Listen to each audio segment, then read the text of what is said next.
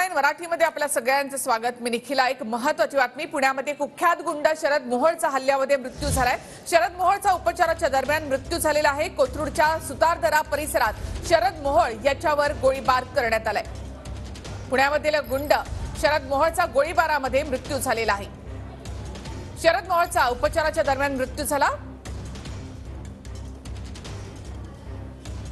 शरद मोहोळ कोण आहे ते आपण पाहूया। तर पुण्यातील कुख्यात गुंड अशी शरद मोहोळ याची ओळख।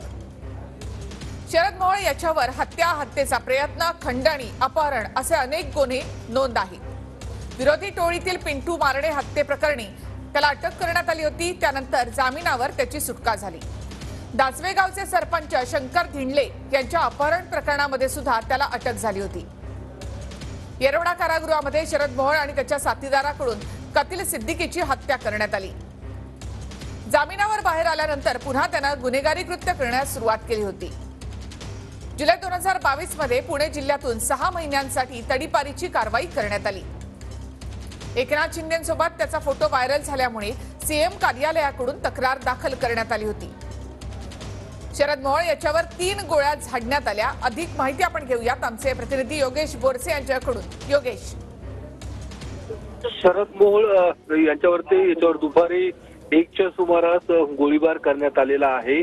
पुण्यातल्या कोथरूड परिसरातल्या सुतारदरा भागात, ज्या भागात शरद मोहोळ याचं घर आहे आणि आज त्याचा लग्नाचा वाढदिवस होता आणि ज्यावेळी शरद मोहोळ आपल्या साथीदारांसह घराच्या बाहेर पडत असताना त्याला पाठीमागून येऊन त्याच्यावरती दुचाकीवरून आलेल्या हल्लेखोरांनी त्याच्यावरती हल्ला केलेला आहे आणि 3 गोळ्या त्याच्यावर झाडण्यात आलेल्या आहेत आणि त्यानंतर शरद मोहोळला तात्काळ कोथरूड परिसरातल्या सह्याद्री हॉस्पिटलमध्ये दाखल करण्यात आलं होतं। मात्र काही वेळापूर्वीच उपचारादरम्यान शरद मोहोळचा मृत्यू झाल्याची माहिती आता समोर आलेली आहे आणि आता त्याचा मृतदेह हा ससून रुग्णालयात आणला जाणार आहे आणि त्यानंतर पुढची जी काही प्रक्रिया असेल ती पार पाडली जाईल। मात्र शरद मोहोळ हा पुण्यातल्या आणि पुणे जिल्ह्यातल्या गुन्हेगारी विश्वातलं एक मोठं नाव होतं आणि ज्या पद्धतीने शरद मोहोळ वरती गुन्हे दाखल करण्यात आले होते, अपहरण, खंडणी, हत्येचे गुन्हे शरद मोहोळ वरती दाखल करण्यात आले होते आणि त्यातून मधल्या काळात त्याने त्याची जामिनावरती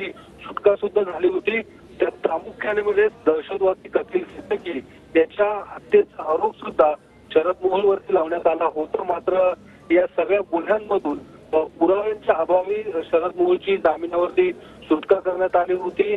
त्यानंतर तो अनेक राजकीय व्यासपीठांवरती सुद्धा बाहेर मिळाला होता। काही सामाजिक चळवळ, एकूणच सामाजिक कार्यात सुद्धा त्याचा सहभाग पाहायला मिळाला होता। मात्र हे सर्व होत असताना त्याची गुन्हेगारीची पार्श्वभूमी होती ती काही किंवा गुन्हेगारी विश्वातलं जे काम होतं ते मात्र कुठेही थांबलेलं पाहायला मिळालं नव्हतं। एकूणच जुन्या वादातून आणि ज्या पद्धतीने जुन्या व्यवहारातून शरद मोहोळची हत्या झाल्याची माहिती मिळते आणि त्याच्याच जुन्या साथीदारांनी शरद मोहोळची गोळ्या झाडल्याचा आरोप सुद्धा आता केला जातोय।